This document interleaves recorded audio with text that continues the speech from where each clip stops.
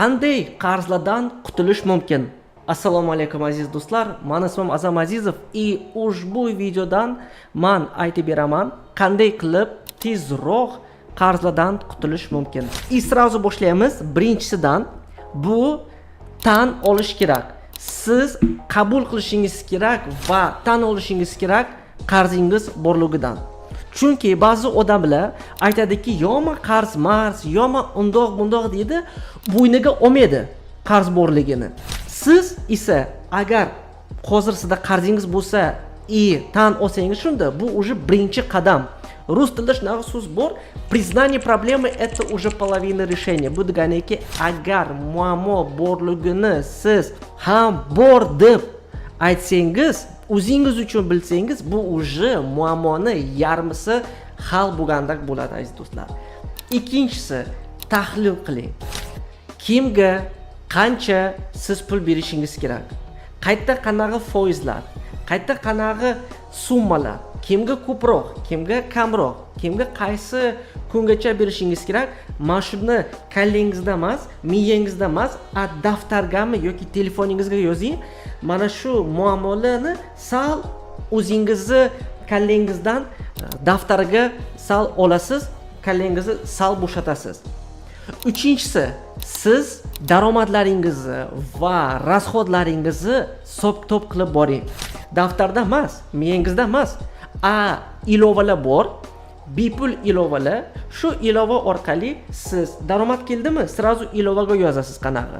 Qanaqadir xarajat bo'ldimi, rasxod bo'ldimi, sразу yozasiz qanaqa rasxod bo'ldi. Misol uchun shunaqa ilova bor bizada, Uznetix Moliya degan ilova. Bu bepul, prямо Telegram orqali ishlaydi. Hamma rasxodlaringizni, doxodlaringizni yozib chiqasiz va ushbu ilova sizga keyin tahlil qilib ko'rsatib beradi. Bu oy nimaga qancha pul ketkazdingiz? Misol uchun ovqatga shuncha, kvartiraga shuncha, qarzlarga shuncha, mana shuni qilib polnisiga ko'rsatib beradi va bunda tashqari bu ilovaning ichida sun'iy intellekti bor. Shu sizni rasxodlaringiz va doxodlaringizga qarab sun'iy intellekt aytadi, nimani siz o'zgartirishingiz kerak deb. Bu bepul, havola videoni tagida bo'ladi. To'rtinchisi, siz ochrat bilan qilishingiz kerak. Qaysi qarzlarni birinchi topshirish kerak, qaysilarini birinchi yopish kerak, qaysilarini keyinroq. Masalan, siz birinchi bo'lib kichkinaroq qarzni yopishingiz mumkin. Chunki bu motivatsiya berishi mumkin sizga. Chunki ba'zi paytlarda odamlarda agar qarzi ko'p bo'lsa, odam qarzni yopsa, lekin qanaqadir o'zgarish bo'lmasa, odamning motivatsiyasi tushib qolishi mumkin. Agar siz kichkinaroqlarda boshlasangiz, ularni polni yopsangiz, уже miyangiz uchun signal bo'ladi, ha, qarzimiz haqiqat yopilibdi deb. Yoki siz birinchi bo'lib foizi ko'proq qarzlarni yopishingiz kerak.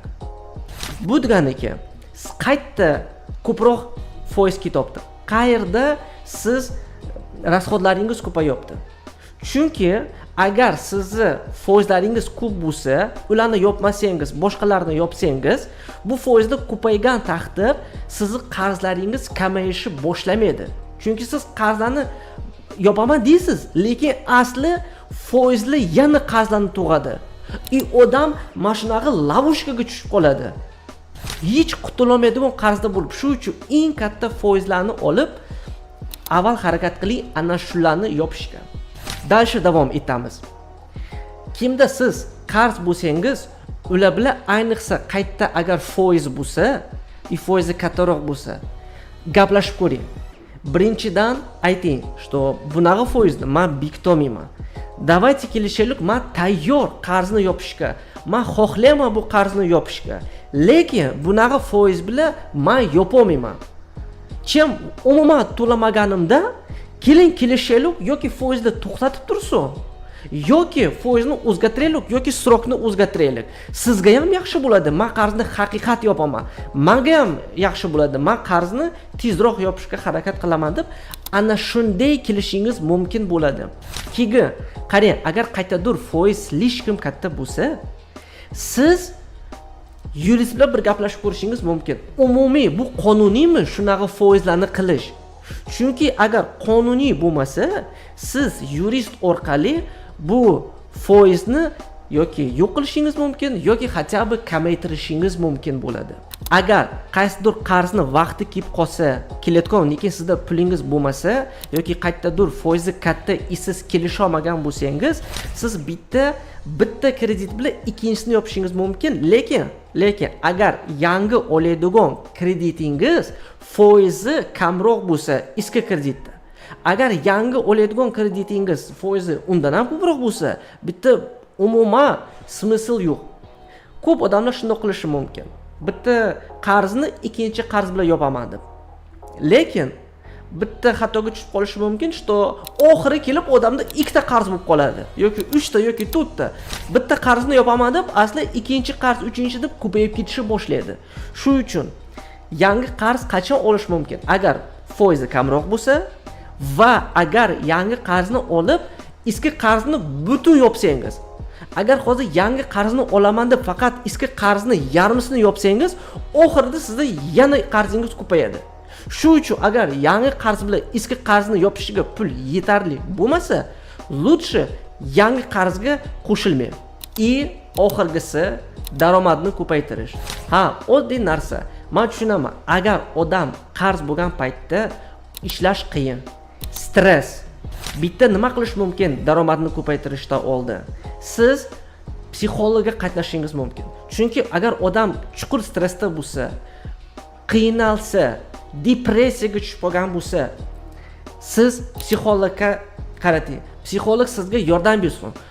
Psixolog bu qanaqadir yomon narsa emas. Odamlar o'ylashi mumkin, ayniqsa bizning xalqimizda, что mani tomirim ketganmi, yo odamlar nima deydi deb o'ylashi mumkin. Yo'q, psixolog bu normalni. Rivojlangan davlatlarda ko'p odamlar psixologlarga qatnaydi. Bu normal holat. Uyalmang va qo'rqmang. Psixologga qatnab yoki psixoterapevtga siz sal o'zingizga kelishni boshlaysiz. Qanday qilib sizga yordam berishi mumkin? Gaplashib, sizni sal miyangizni joyiga qo'yib yoki agar holatingiz juda og'ir bo'lsa, antidepressant yozib berishi mumkin, misol uchun, yoki qanaqadir uspokоительный yozib berishi mumkin. Bu yomon emas. Agar doktor sizga yozib bersa, o'zingiz emas, doktor orqali sal o'zingizga kelib, sal stressda chiqib, energiyangizni ko'paytirib, endi daromadni oshirishga harakat qilishingiz mumkin. Energiyangiz ham sal ko'paygandan keyin. Qanday qilib daromadni ko'paytirish mumkin? Aytaylikki, siz qayerdadir qo'shimcha daromad olishingiz mumkin. Siz qayerdadir o'zi ishlaydigan bo'lsangiz, masalan, internetda bir qo'shimcha ish bo'lishi mumkin yoki tanish nimalarda so'rashingiz mumkin, bormi bir ish qo'shimcha, bo'sh vaqtimda mana shu ishni qabuliyatgan qilib yoki uyda o'tirib ishlaydigan qanaqadir vazifalar bo'lishi mumkin yoki umuman agar siz hozir qayerdadir ishlaydigan bo'lsangiz, boshqa ishni qidirib ko'rishingiz mumkin, qayta daromad oylik ko'proq bo'lishi mumkin. Agar siz tadbirkor bo'layotgan bo'lsangiz, o'ylab ko'rishingiz mumkin, qanday qilib siz o'zingizni, biznesingizni rivojlantirishingiz mumkin. Yana bu holatda aziz do'stlar, tanishlarda, do'stlarda, qarindoshlarda yordam so'rashga uyalmanglar. Psixologik yordam yoki ish bilan yordam yoki misol uchun agar sizda qayerdadir daromadingiz kam bo'lsa, birontada tavsiya olib qanday qilib ko'paytirsam bo'ladi, iltimos tavsiya ber deb so'rashingiz mumkin. Yoki agar sizga bu qiziq bo'lsa, bizda bepul onlayn treningimiz bor. Qanday qilib investitsiya orqali pulni ko'paytirish mumkin va qo'shimcha daromad ishlash mumkin haqida. Ushbu videoni tagida havola bo'ladi. Siz mana shu bepul tomosha qilib ushbu onlayn treningimizni bilib olishingiz mumkin. Qanday qilib siz o'zingizni daromadingizni ko'paytirishingiz mumkin. Bu bepul, siz hech narsa yo'qotmaysiz. 1 soat, 2 soat vaqt ajratib, balkim qanaqadir sizga yangi ideyalar va yangi pul olib keladigan joy topishingiz mumkin. Xullas, bu oxirgi qadam, daromadingizni ko'paytirish. Mana shu hamma qadamlarni qilib, siz sekin-sekin mana shu narsada chiqishingiz mumkin. Yana bitta bonus qadam beraman sizga. Bu men o'zim stress holatda bo'lsam, qiynalgan paytlarimda bo'lsam, mana shu narsani men ham qilaman. Men muvaffaqiyatli odamlarning biografiyasini ko'raman, kim menga o'xshagan holatlarda bo'lgan bo'lsa. Misol uchun, kimdir bankrot bo'lgandir. Kim men ham o'zim misol uchun bankrot bo'lgan, menda juda og'ir psixologический holat bo'lgan, и men shunaqa videolarni ko'rib, sal o'zimga kelgan, motivatsiyam olgan. To mana qanaqadir muvaffaqiyat odam тоже qarzga botibmi yoki bankrot bo'libmi yoki yana qanaqadir boshqa muammo bo'lib, shu muammolarni hal qilib, mana shunaqa o'ziga keldi deb, mana shunaqa kinolar ko'rasizmi yoki videolar ko'rasizmi? Ana shuni qilib siz o'zingizga sal kelishingiz mumkin. Motivatsiya beradigan kinolarni men sizda hozir тоже mana shu videoda havola chiqadi, videoni tepasida ko'rishingiz mumkin meni videomni. Filmlar haqida men aytib bergan. Do'stlar, agar ushbu video sizga yoqqan bo'lsa yoki foydali bo'lgan bo'lsa, like bosib qo'ying. Давайте bir-birimizni qo'llab-quvvatlaymiz, yordam beramiz bir-birimizga. Agar shunga o'xshagan videolarni siz yana ko'raman desangiz, to meni kanalimga o'tib, boshqa videolarni ham ko'rishingiz mumkin. Kattakon rahmat hammaga, ko'rishguncha xayr.